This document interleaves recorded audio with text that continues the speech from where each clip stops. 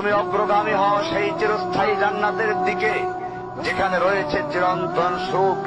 যা মন চাইবে তাই পাবে, যা আদেশ করবে তাই দেওয়া হবে। জেনে রেখো, দুনিয়ার চাওয়া পাওয়ার পূর্ণতার স্থান নয়, দুনিয়ার চাওয়া পাওয়ার পূর্ণতার স্থান নয়, দুনিয়ার চাওয়া পাওয়ার পূর্ণতার স্থান নয়।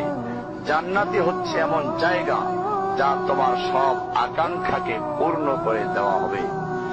চির কিশোর সেবকগণ, চির যৌবনা সঙ্গিনীগণ, ফল মূল, গোস্ত, দুধের মধুর শরাবের নহর, উত্তম বাসস্থান ও বিছানা, চির আরাম, চির যৌবন, চির সুখ, অসংখ্য নেয়ামতের মাঝে সবচেয়ে বড় নেয়ামত হবে তুমি আল্লাহকে দেখবে।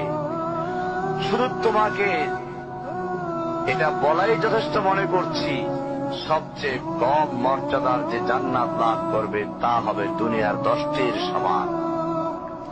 সুতরাং হে মুসলিম, হে ভাই, আল্লাহ তোমার প্রতি রহম করুন।